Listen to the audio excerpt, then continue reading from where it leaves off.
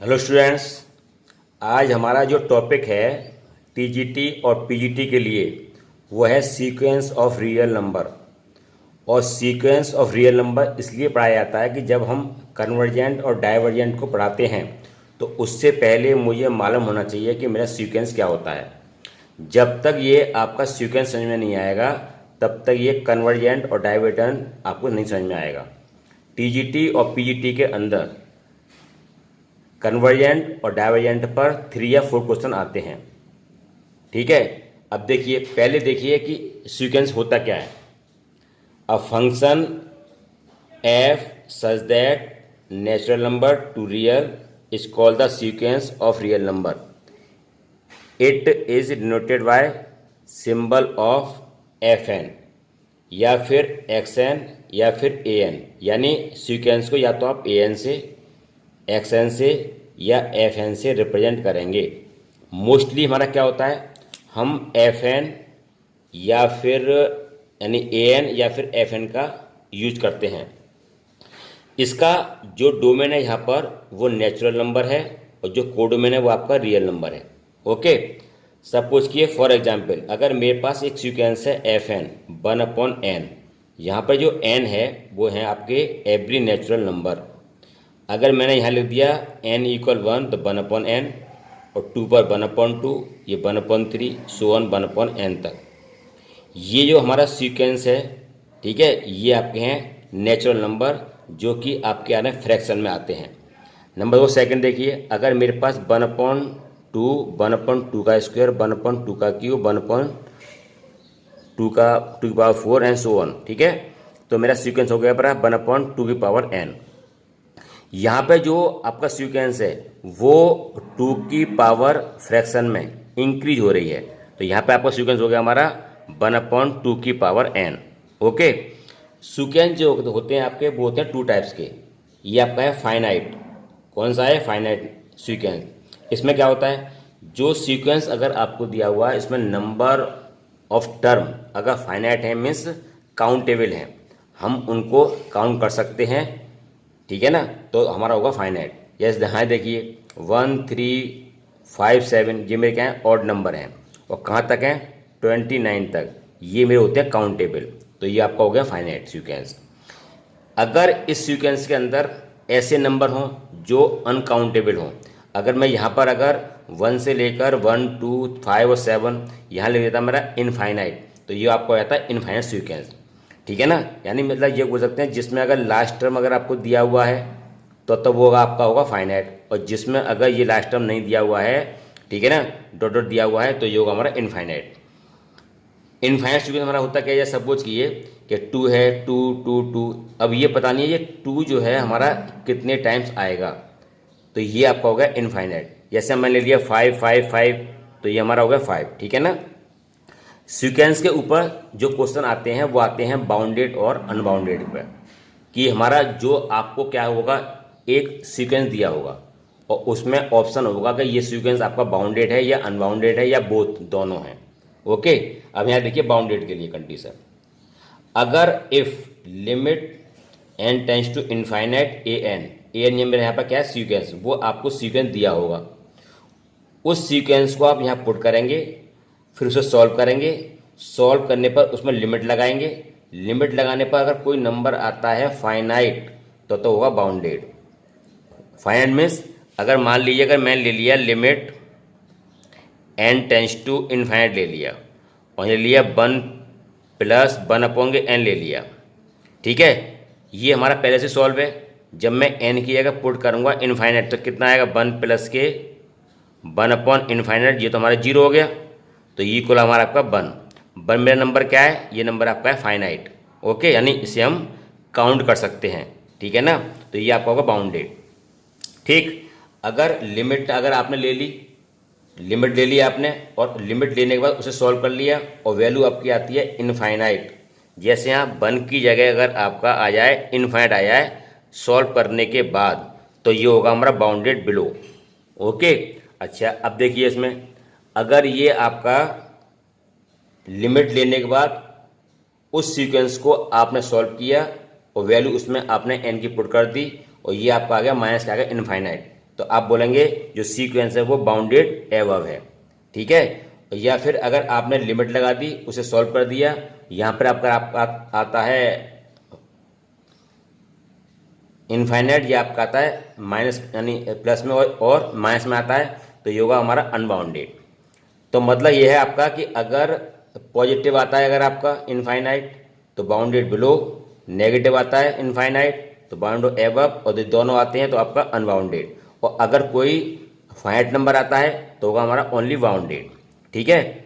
इस पर क्वेश्चन जो है टीजीटी और पीजीटी में पूछे जाते हैं, ठीक है ना। इसके कुछ एग्जाम्पल मैं आपको और कराऊँ। अब देखिए इसमें अगर आपके पास ये क्वेश्चन हो,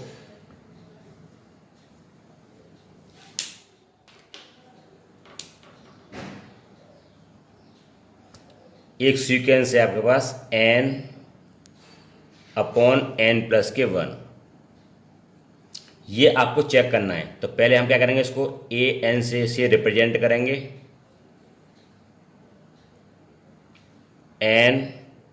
n प्लस के 1, ठीक है। मतलब यहाँ पे जो आपकी ए एन की जो वैल्यू हो गई वो कितनी हो गई, n अपॉन n प्लस के 1। हमें करना क्या है, इसमें लिमिट लेनी है, n tends to infinite A N equal limit n tends to infinite n upon n plus के 1, ओके। अब यहाँ देखिए, यहाँ पर क्या है, n है आपका, यहाँ भी n है, तो पहले मुझे इसमें से n कॉमन लेना पड़ेगा, ठीक है ना।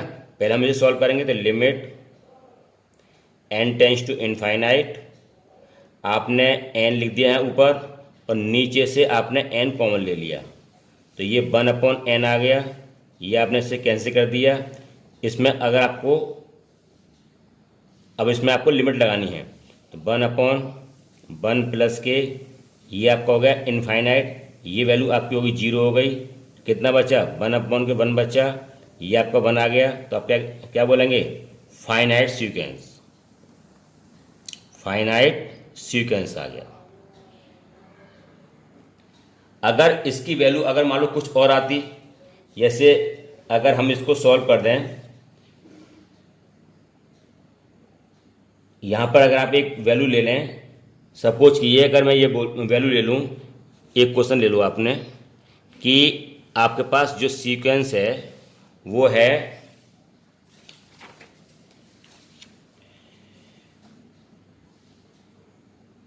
2 की पावर n, तो मतलब ए एन की जो वैल्यू है वो आपकी कितनी है, 2 की पावर n है, ठीक है। जब आप इसकी लिमिट लेंगे, limit n tends to infinite A N equal limit n tends to infinite और 2 की पावर n, ओके। अब देखो ये तो हमारा सॉल्व नहीं हो पाएगा, तो आप इसमें डायरेक्ट पुट करेंगे इनफाइनाइट।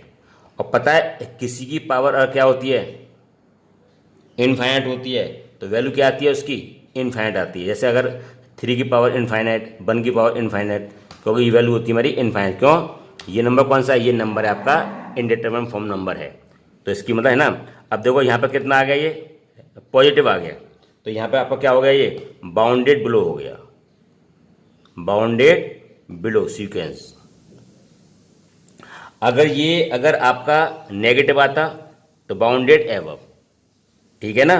तो अगर वैल्यू अगर आपकी आती है फाइनाइट आती है तो फाइनाइट सीक्वेंस, अगर यहाँ पे अगर आपका पॉजिटिव में आता है इनफाइनाइट तो बाउंडेड बिलो, और नेगेटिव में आता है तो बाउंडेड एबव।